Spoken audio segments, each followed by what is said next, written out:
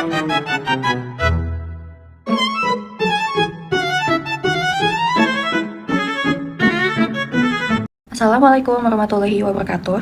Halo teman-teman semuanya, perkenalkan kami perwakilan dari kelompok 7 Asas-Asas Hukum Islam yang beranggotakan Ataya Kalista, Ceci Jauza, Kendalin Kinaya, Karen Hapuch, Nayara Azarin, Sonia Mevira, dan aku sendiri, Zolika Nova. Jadi pada kesempatan kali ini, kelompok kami akan mempresentasikan mengenai salah satu tokoh penting dalam perkembangan sejarah hukum fikih Islam. Siapa sih tokoh tersebut? Tokoh tersebut ialah Imam Abu Hanifah atau yang biasa kita kenal sebagai pendiri mazhab Hanafi. Dalam sejarah perkembangan hukum Islam, para ulama memiliki peran yang besar dalam melakukan ijtihad untuk menjawab berbagai pertanyaan yang terjadi di kalangan masyarakat. Setelah masa Nabi Muhammad SAW dan juga para sahabatnya, perkembangan hukum Islam terus berlangsung melalui pemikiran para ulama besar. Salah satu ulama besar tersebut ialah Imam Abu Hanifah, yang dikenal memiliki metode pemikiran yang sistematis serta pendekatan rasional dalam menetapkan hukum Islam. Nama lengkap dari Imam Abu Hanifah adalah Abu Hanifah Nu'man bin Sabit. Beliau lahir pada tahun 80 Hijriah atau sekitar 699 Masehi di kota Kufah yang berada di wilayah Irak. Kota Kufah pada masa itu merupakan salah satu pusat perkembangan ilmu pengetahuan dan diskusi keagamaan dalam dunia Islam. Sejak kecil, Imam Hanafi dikenal sebagai pribadi yang memiliki kecerdasan yang tinggi dan ketekunan dalam belajar. Pada awalnya, beliau merupakan seorang pedagang kain yang cukup sukses. Namun, seiring waktu berjalan, beliau mulai tertarik untuk mempelajari ilmu agama secara lebih mendalam. Ketertarikan tersebut akhirnya membuat beliau fokus menuntut ilmu dalam bidang fikih, hadis, serta berbagai cabang ilmu keislaman lainnya. Dalam perjalanan menuntut ilmu, Imam Abu Hanifah belajar kepada banyak ulama besar yang hidup pada masa tabi'in.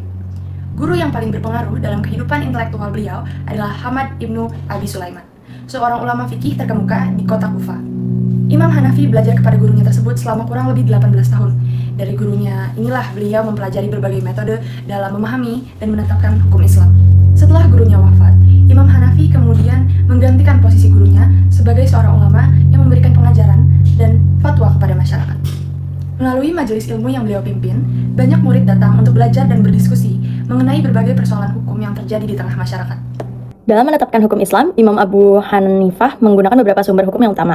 Sumber yang pertama itu adalah Al-Quran sebagai pedoman utama umat Islam. Lalu ada sumber yang kedua itu adalah hadis Nabi Muhammad SAW yang menjadi penjelas dari ajaran Al-Quran. Selain itu, beliau juga menggunakan ijma, yaitu kesepakatan para ulama dalam suatu permasalahan hukum. Jika suatu persoalan tidak ditemukan secara jelas dalam Al-Quran maupun hadis, maka beliau menggunakan qiyas, yaitu metode penalaran hukum dengan membandingkan suatu kasus dengan kasus lain yang memiliki kesamaan sebab atau lihat hukum.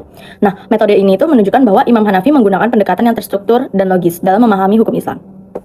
Salah satu ciri khas pemikiran Imam Abu Hanifah adalah penggunaan ra'yu yang menggunakan pertimbangan rasional dan juga kompleks. Hal ini dipengaruhi oleh kota Kufah yang pada saat itu memiliki banyak permasalahan sosial yang beragam. Oleh karena itu, beliau sering menggunakan pendekatan analisis dan pertimbangan yang mendalam agar hukum Islam dapat menyesuaikan kebutuhan masyarakat. Selain itu, Imam Abu Hanifah juga menggunakan qiyas atau analogi dan ikhtisan atau memilih hukum yang dianggap lebih baik dalam menetapkan hukum. Pendekatan ini membuat mazhab Hanafi lebih fleksibel dan mudah diterapkan di dalam berbagai kondisi sosial. Pemikiran Imam Abu Hanifah kemudian berkembang menjadi mazhab Hanafi, yang merupakan salah satu dari 4 mazhab fikih besar dalam Islam selain Maliki, Syafi'i, dan Hanbali.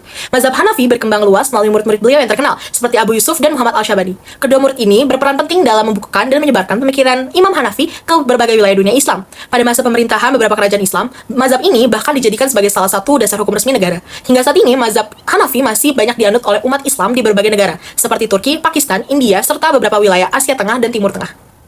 Dari penjelasan tersebut dapat disimpulkan bahwa Imam Abu Hanifah merupakan salah satu ulama besar yang berkontribusi dengan sangat banyak dalam perkembangan hukum fikih Islam. Melalui metode ijtihad yang sistematis dan juga pendekatan yang rasional, beliau berhasil mengembangkan suatu mazhab fikih yang mampu menjawab berbagai persoalan hukum di masyarakat. Pemikiran beliau menunjukkan bahwa hukum Islam dapat berkembang secara dinamis sesuai dengan perubahan zaman, namun tetap berlandaskan pada sumber yang utama yaitu Al-Quran dan juga hadis Nabi. Oleh karena itu, hingga saat ini, pemikiran Imam Abu Hanifah masih dipelajari dan dijadikan rujukan dalam berbagai kajian hukum Islam di berbagai belahan dunia. Demikian penjelasan dari kelompok kami mengenai Imam Hanafi dalam perkembangan fikih Islam. Wassalamualaikum warahmatullahi wabarakatuh.